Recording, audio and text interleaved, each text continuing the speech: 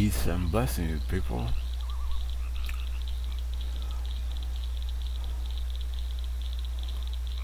Welcome. Just gonna do a little gameplay activities and a rundown on some of the UI interface and other things of Everquest 2 Origins.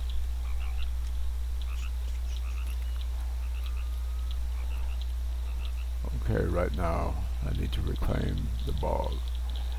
I need to kill 4 ravenous bog slugs.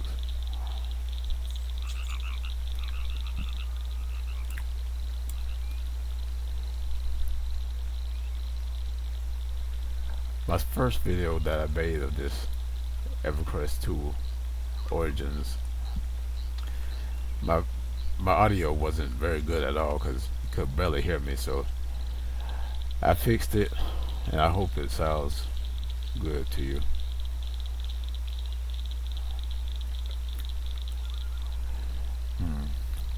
I'm currently level 6, a level 6 Caramont Catman. Got sure to get dark quick. Now these ravenous bog slugs are level 7 and 8, and they're all bunched together. They also emit a noxious gas that depletes my health even quicker than normal damage does from them. And currently the only heal I have is this focus. Now I could cast it on a friend or I could cast it on myself, and see the recast timer is 3 minutes, so if I get in there and get in trouble I can only use it once every 3 minutes. So I think I'll pass on those for right now, maybe gain a level or 2 then come back to them.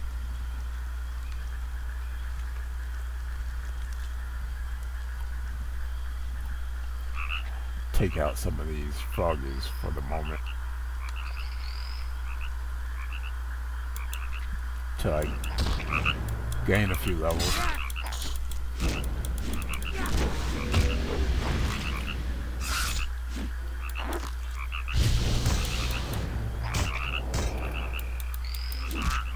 Now you notice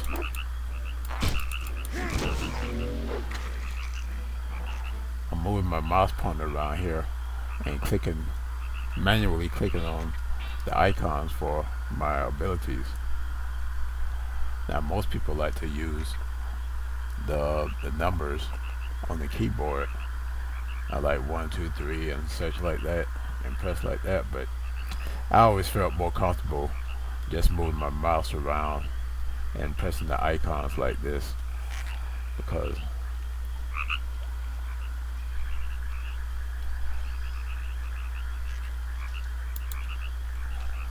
sometimes I forget the placement of the keyboard, so it's much easier like this for me. Feels more comfortable this way.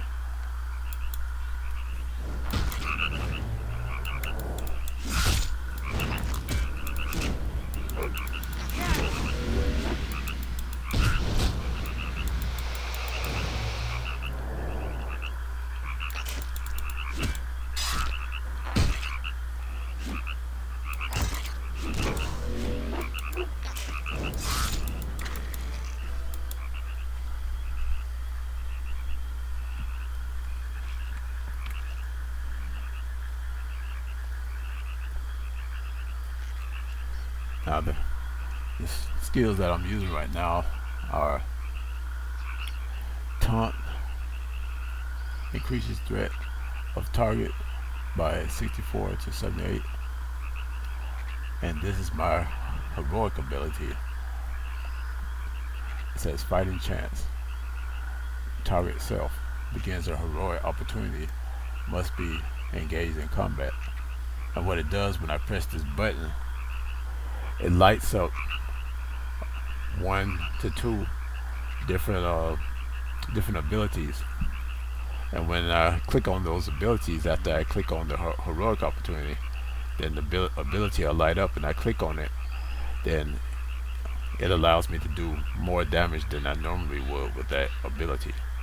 And you will also see a different graphic appear on the screen as a result of that heroic opportunity.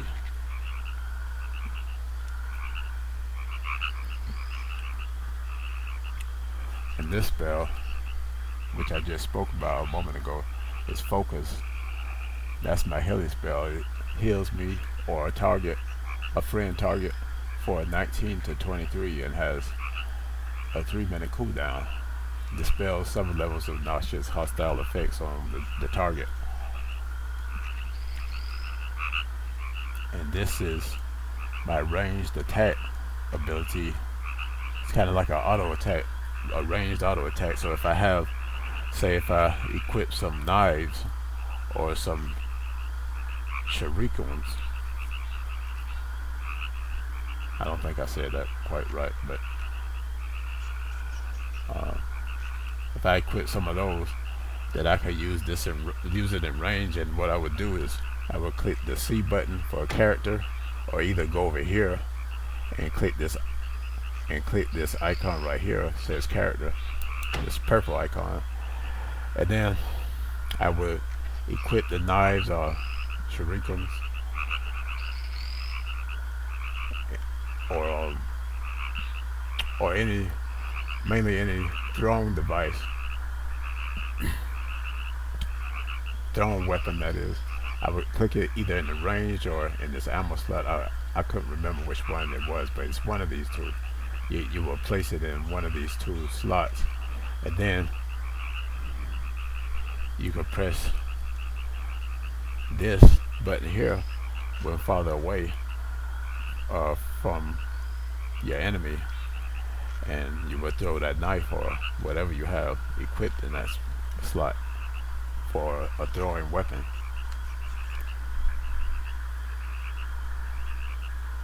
Or I could use the taunt when I'm closer in range to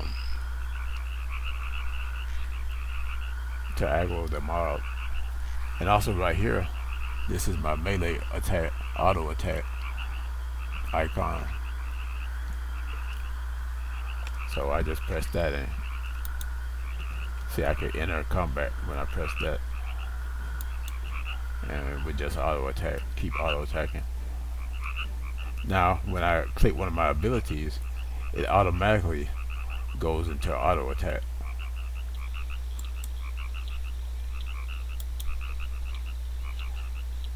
And since I'm a melee fighter, it automatically goes into melee auto attack. Now you could adjust it, like if you're a ranged fighter, you rather for your auto attack when you click abilities, you rather for it to auto attack in the range instead of melee. What you would do is you would go to your character sheet, go to options, and go down here to where it says auto attack mode. Now currently I have it set to automatic, but you could click on it and then you could click force melee. So that means that when you auto attack, it will always go in melee. It would never go back to range if you also had a range attack skill when you're in range. So it would stay in melee auto attack mode. Now, or you could do it in force range or force spell. If you had, say, a one, like what a wizard would have, or something like that. Wizard or a warlock may have a wand, WAND. So, or a range would be like a what do they call a hunter, or a ranger. Yeah, I think that's what they call it in this game, rangers. Yeah. they would click this, and then they would automatically use the range auto attack when they go in auto attack mode. But I don't think you would want to use this force range spell auto attack mode for a ranger, because when the mob gets in close, you're going to want to melee the mob if you're a ranger. So what you would do is set it to automatic, so that when you're in range far away from the mob, it would use the ranged auto attack. Then when the mob gets close, it will automatically switch to the automatic range auto attack.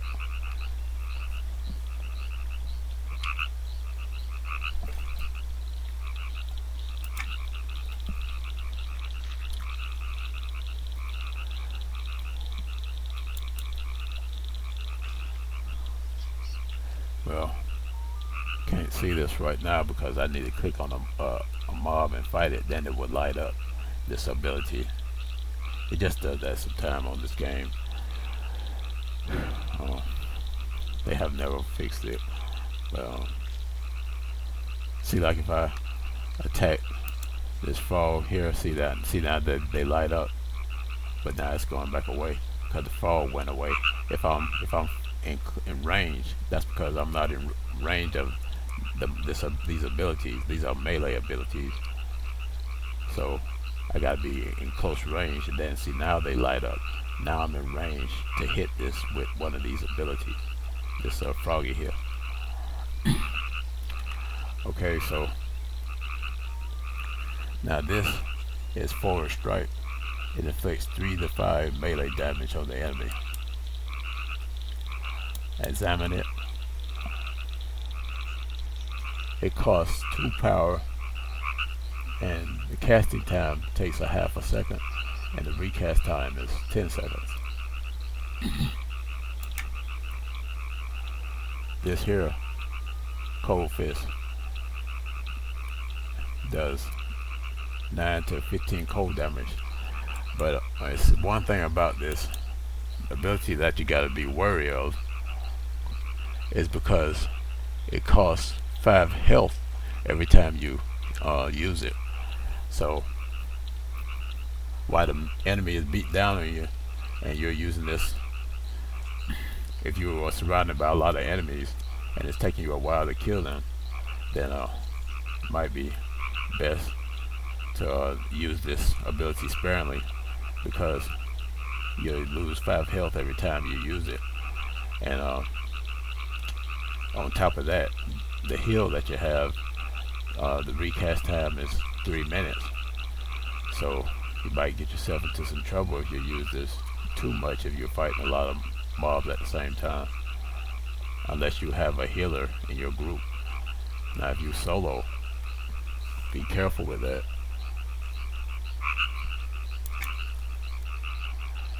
Now this is kick. My kick, and it costs it deals 6 to 11 crushing damage on that target. I think his recast time is 10 seconds also. Yes, 10 seconds. Gotta be within 5 meters. Cost 5 power.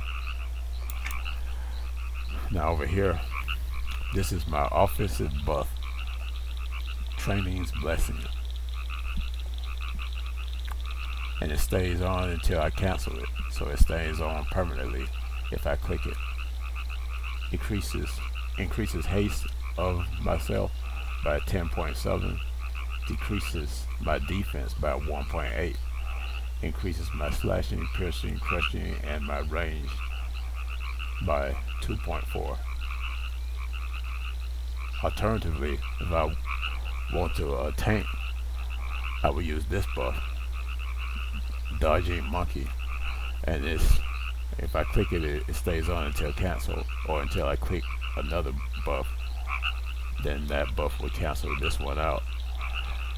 And what it does is decreases my crushing. It does just the opposite of this other buff. This one decreases crushing, piercing, and slashing of myself by 1.8, and increases my defense and deflection by 1.6, and increases my mitigation versus physical damage by 34, and increases my mitigation versus arcane damage by 135.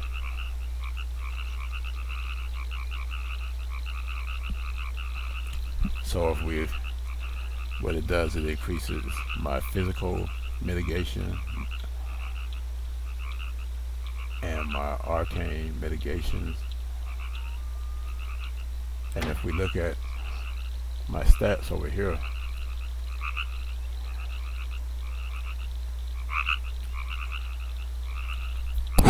the elementals defense that we have is elemental, noxious, and arcane. So right away it gives me an arcane resistance, extra arcane resistance when I click on this defensive buff, and increases my mitigation versus physical damage. Now right now I don't have it clicked. I have this training's blessing, the officer's spell equipped right now. Training's blessing right here. So I have that. Now you can move things around. Oh, and also this spell here, this is intervene. What it does is I can, if I'm in a group or raid, and one of my group members or raid members are close enough to me and they're taking a lot of damage, I can intercept that damage, and it says it gives me 100% chance to intercept all damage on the target, on my group mate or my raid mate that's close to me. And it says on a successful intercept, the caster takes 50% of attack damage, and the target that I select with this ability takes 75% of the attack damage.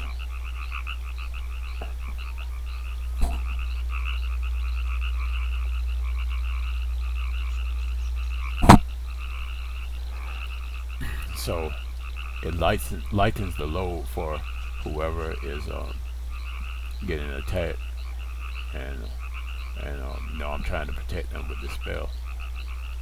The recast, the duration is 1 minute and 40 seconds, so it lasts a good long time.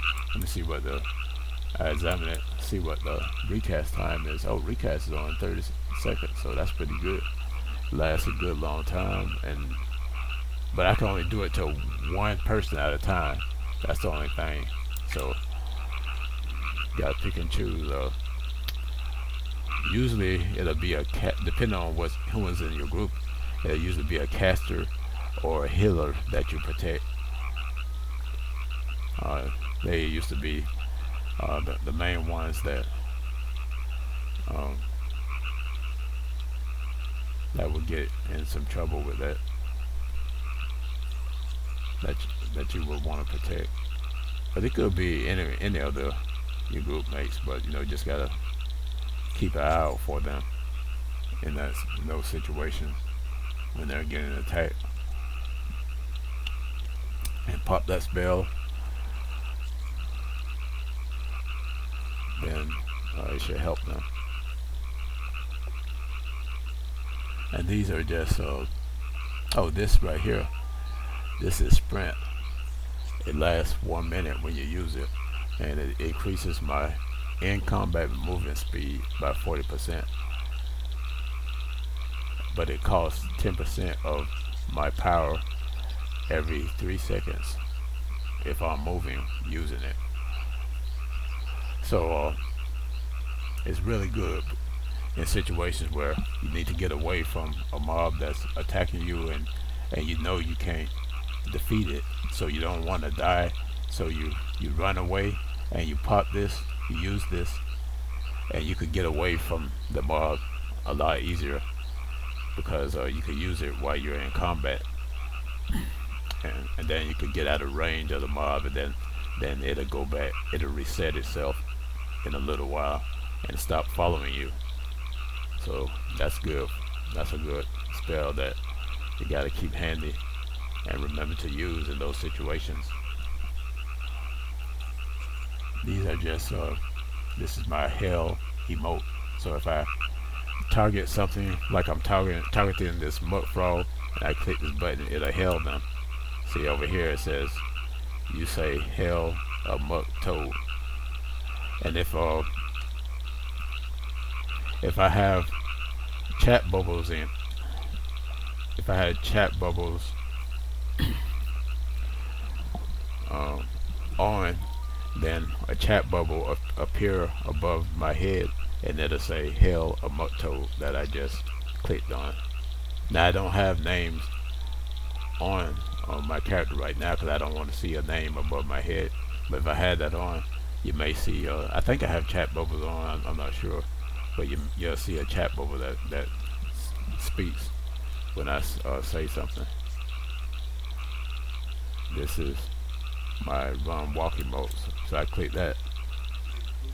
Okay, I click that, and now I'm walking. Click that again, and now I can run. This is my sit emote. I sit like that.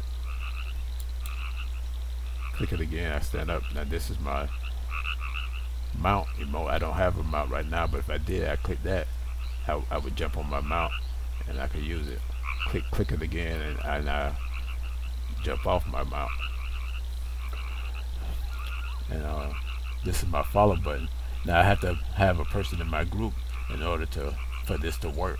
If they're in my group, then I could click this, then I will automatically follow them, and I could go AFK while my character follows them. So I could go do other things, and my character will follow them.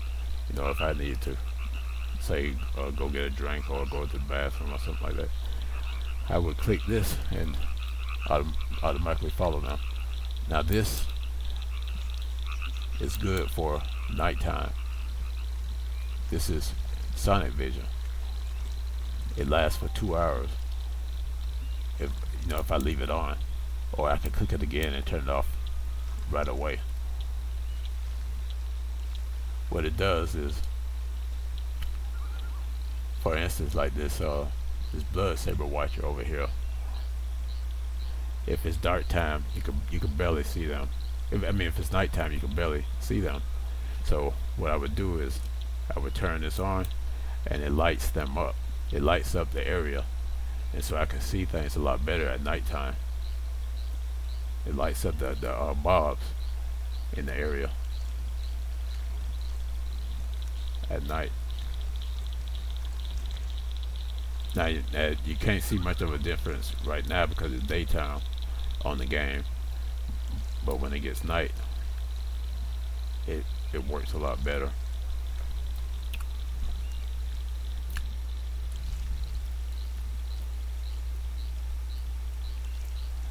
This is just some, I don't know if this works properly, this destroying thing, or it may only destroy certain things, but this is my call to Kinos. I click this, it'll return me to my home city, which is Kinos, if I haven't betrayed to Kinos.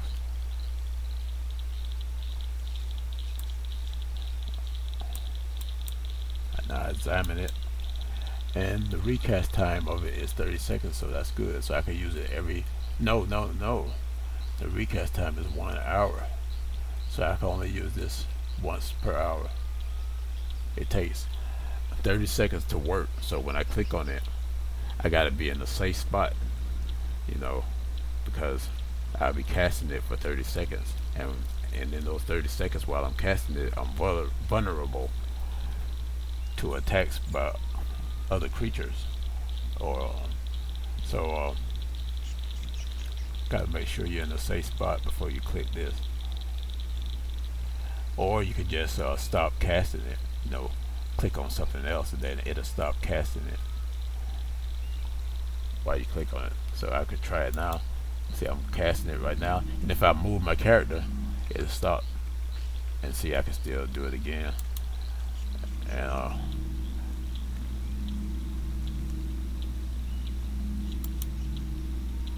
no, I click on something, it doesn't do anything. So what I will have to do is you will have to move to cancel it. See, it's interrupted. Oh, and it did cast my sonic vision that I pressed right after that. Okay, now this is my set recall point, and what it does, it binds you wherever you are.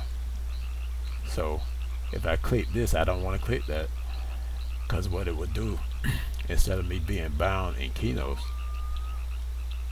which is my hometown,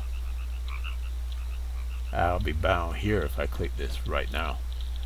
It'll bind me to exactly where I'm standing. So if I click this set recall point while I'm here, and then I click this right afterwards, then when this gets through casting, I'll appear right where I'm standing instead of going back to Keynote. So that wouldn't be very wise right now to do that.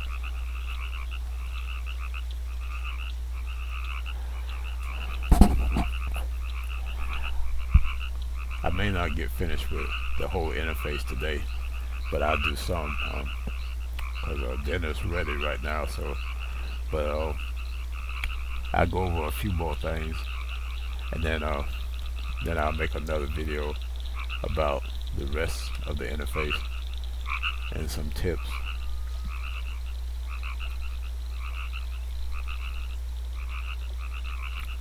Okay, this is your experience bar.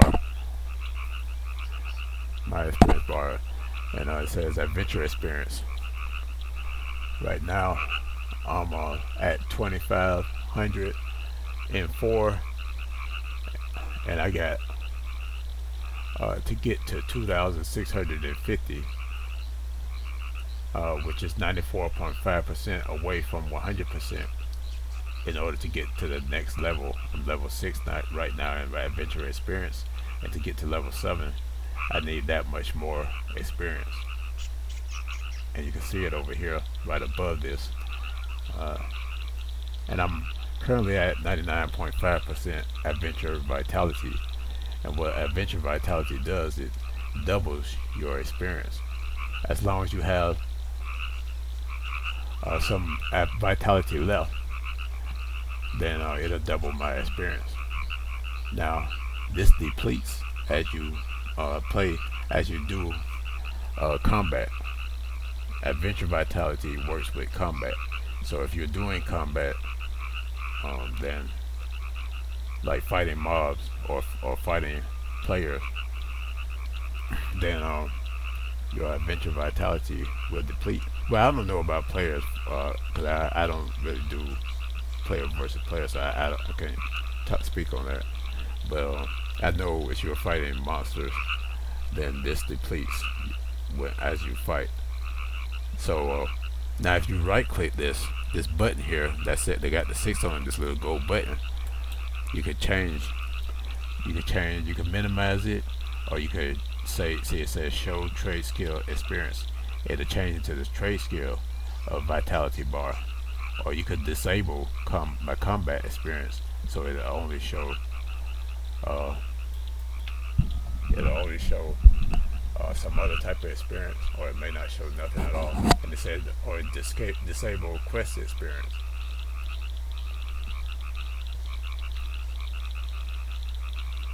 And you can do window settings, align window or unlock window. Now I'm gonna click on show trade skill experience, and right now I'm level 7. I'm a level 7 artisan, and you can see that on your character skill sheet right here. It says right here I'm a level 7 artisan, and it tells you level 6 monk and stuff like that. And down here you got the 7 for level 7 trade skill artisan. That's the beginning levels of trade skilling is artesian. Then when you get to level 10, you could choose your path that you go down. But I'll tackle on that later or another video. Um, right now, my trade skill vitality is at 100%, and the same thing as adventure vitality.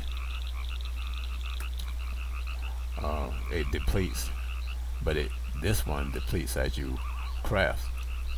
The more crafting you do, the more your trade skill vitality will deplete or get used up. Right now, I'm earning double the amount of normal experience with this 100% vitality.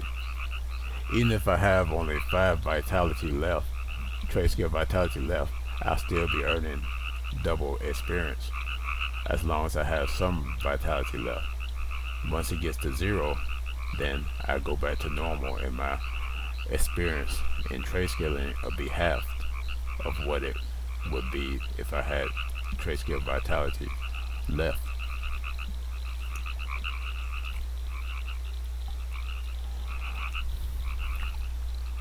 Now, to move things around on the screen, you can press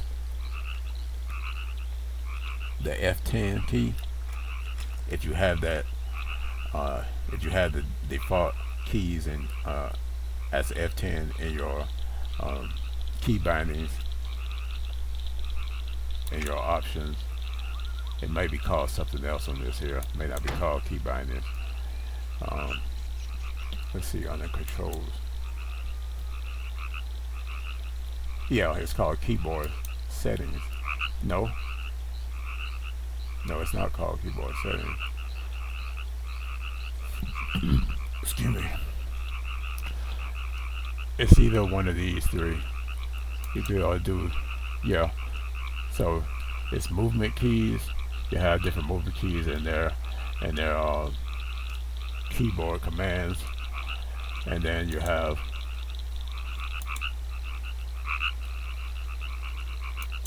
view keys, other keys when they're keyboard commands, and you have hotbar keys and their keyboard commands.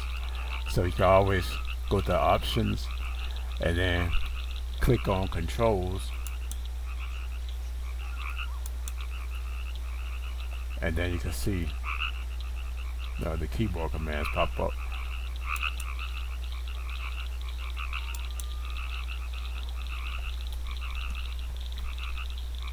Got spell keys, chat keys, and window keys, targeting keys down here. So currently right now, if I select myself, I could press F1 to select myself, and I don't have the deselect key, option binded right now. I can make a binding by clicking on one of these 2, and then I would click on one of the keyboard keys that I wanted to bind to, and then after doing that, it'll be set, and then I would press accept down here in order to make it bind.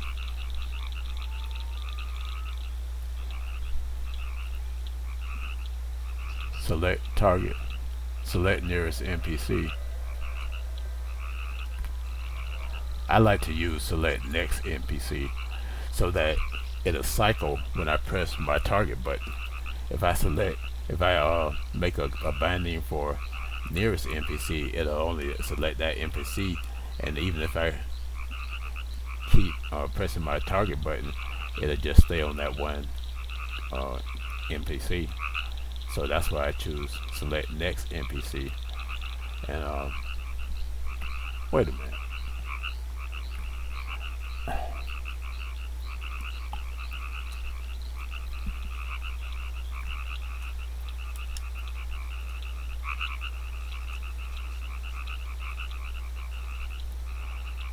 Yeah, this is it. Select next NPC, that's the one. And I have my number pad 0 to target with. So if I keep pressing that, see how it goes to something else. See, you see them light up. See, now this is my my target. this little thing here that I got set up. This tells what I'm targeting. Right now, see, I press the number O key, and then now I'm targeting the mud toad. I press it again, I'm targeting another mud toad, level 7, and this the level of the mud toad right here. It says level 7 mud toad. Wait a minute. No, this mud toad is level 6. Its level is right here. Level 6 mud toad. And level 7 is something else. I think that's how far away it is. Now this says 11 up here, so that's how far away it is from me. So if I move closer, then that number will start depleting. But I got to get out of this first. Now I can see it says 10 now. I'm getting closer. 9, 8, 7, 6, 5, 4, 3, 2, 1. Now I'm closer to the fish, the assortment of fish. So I back out and see that numbers get bigger. Now it says 16. I'm that far away from it. Now to adjust things on your UI interface, you would press F10, and then this happens. Now I can move things around. Now see, I can move things. I just left click with my mouse and drag it. I can move it around.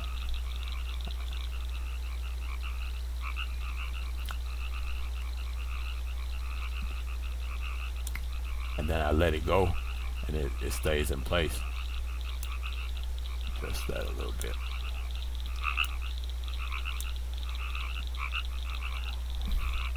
And then see, I can move all this stuff around. That's why I got my target right over here. Now normally the default interface when you first start your game, your character, a new character, if you don't have it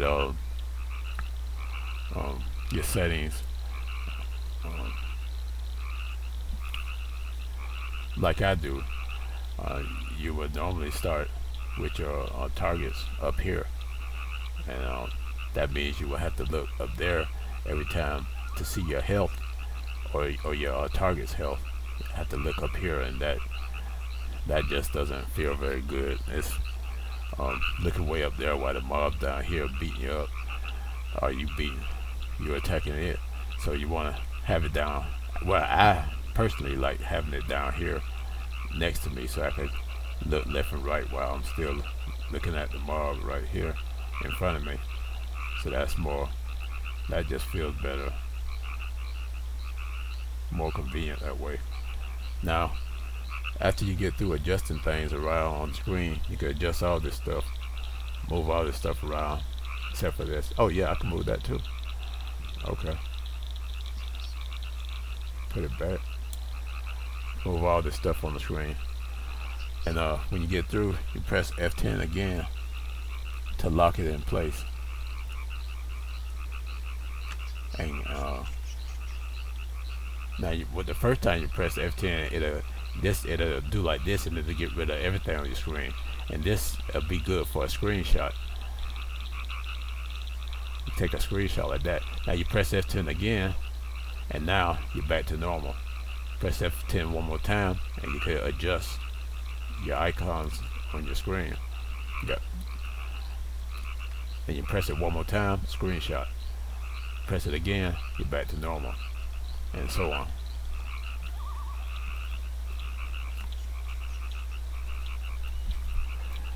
Now you can also right click on a hotbar.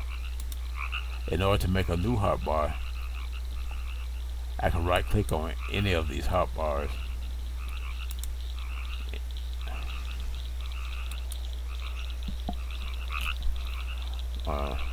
and then I could click open a new hotbar, or I could click close a hotbar, and it will close one of these hotbars up here. And this is the hotbar settings. Or I could clear all hotkeys. I definitely don't want to press that, but then I would have to make all my keys all over again. Window settings, align window, unlock window. Okay, now I'm gonna click open hotbar just to show where it would be See, it just created a new hotbar right here. And see, these are bigger than my other hotbar keys because you can make it smaller by right-clicking anywhere on this new hotbar, and then select hotbar settings, and then you go up here and see currently this hotbar is so big because it's set at 42 icon size. Now you can slide this thing to the right or to the left. Slide it to the left, it'll make a smaller icon size. Slide it to the right, it will make a bigger icon size. But see, it goes so fast, so I don't use the slider. I just left click in the box, and then I change it myself. Backspace, get rid of that 42, then put in something like 35, and see now this hotbar just slid to the left itself when I put in 35. I'll put in 42 so you can see the hotbar slider. You'll see it slide to the right. Once I put in back 42 back in there again, it's gonna slide to the right. See, you saw it slide to the right. Now I put in 35, and now it's back to the left. And now I see the icon, the whole bar got smaller. It's about the same size as my other hotbar keys. So that's how you add a new hotbar, and that's how you make it. You change the size of it.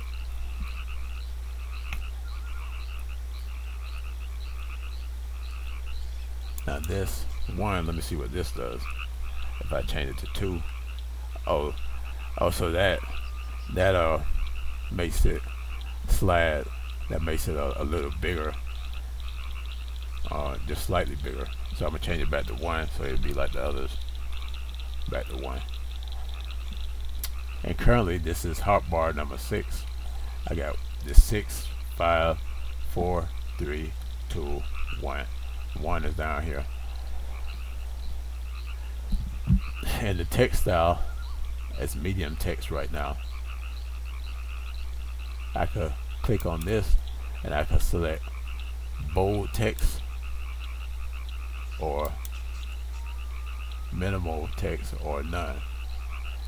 I'm gonna go back to medium text.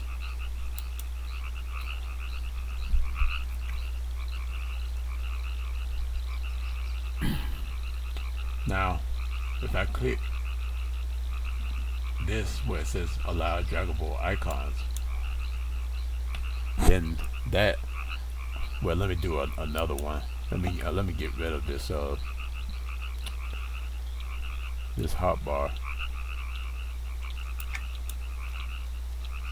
See, when I click cancel, it went back to this big size. If I go back into settings, what I would have to do is change this right here, this 42 back to 35 to get it the same size as my other hotbars, and then I would press apply, and then it would stay the same size. But see, I didn't press apply before, I just pressed cancel, so it went back to its original size, the big size. So I'm gonna press cancel again to get rid of it. Let's see, close hotbar. Right click it and select close hotbar to get rid of it. Now I'm gonna use this hotbar as an example. Now I right click this, select hotbar settings, and then I click over here, allow draggable icons, and now I can move this icon, any of these icons on this hotbar 6 around, and I can place it anywhere on any of these other hotbar keys, or I could place it on any of this same hotbar. I can move it around to this one or this one. Now if I move to any of these other hotbars, then I couldn't move it back until I right click on that particular hotbar to move it. So I do that right now just to show. See, I put it right here, and now I'm gonna try to move it. See, I can't move it no more because I don't have this hotbar selected. I have this top hotbar selected. That's the one I'm working on now. You can only work on one hotbar at a time, and so I'm gonna unclick this. If I let this stay, then I can still move stuff around on this hotbar. So I'm gonna let it stay just to show. But you gotta click apply in order for it to stay. If I click cancel, then it'll cancel this allow a draggable icons. Then that check mark won't be there. So I click apply, and now I can still move stuff around on it. See, even though I don't have that open. Now let's see if I can work on two of them at the same time. Open that, click this. Now see if this is still. Yep, this one still works. Now let's see. Yep, now I can work. So I can work on multiple of them at the same time. Multiple instead of I previously said you can only work on one at a time. But if you click apply and you have this check mark, then you can have as many of these as you want. Able to move icons around on all of them if you wanted to. So I'm gonna move this back here and uncheck this, click apply. Now I can't move around nothing on this bar now that I unchecked allow draggable icons. Now I can still move around on this. So I'm gonna right click on this, select settings, and then click take that off, allow draggable icons, take that off, click apply. First let me do show spinner. Show spinner, that puts this mark up here, and you click this,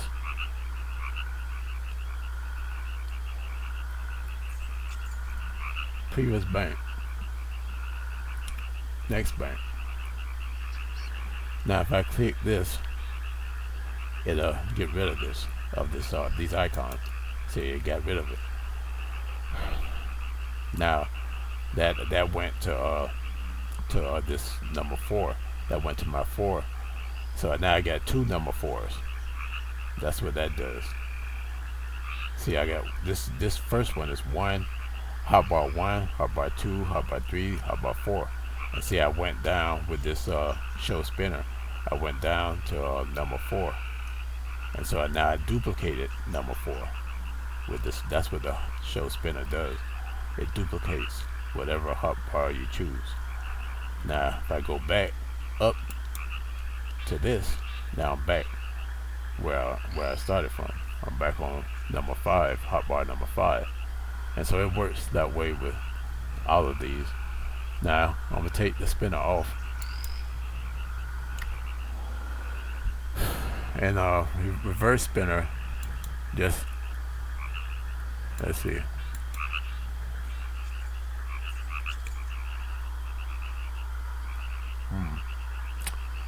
I don't see what that does, so I'll take that off.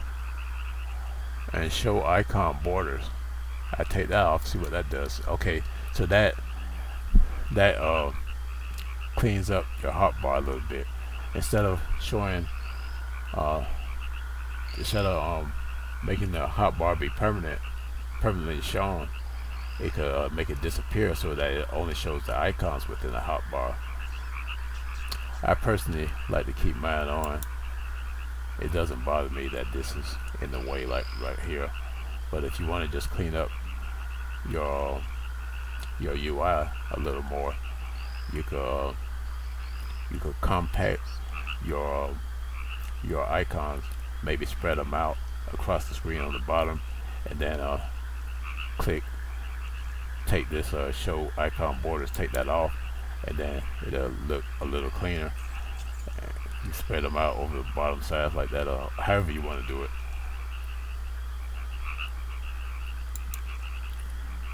Then you will click apply,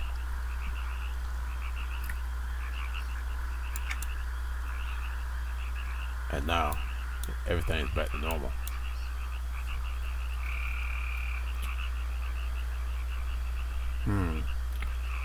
Time's flying by.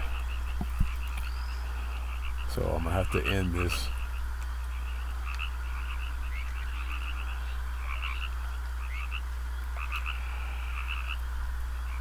little interface guide. I really would like to get to my next level, but I don't have time for that right now. So dinner's ready, and I'll make another video of this very soon and explain some more things about the interface and this EQ2, all of this stuff over here,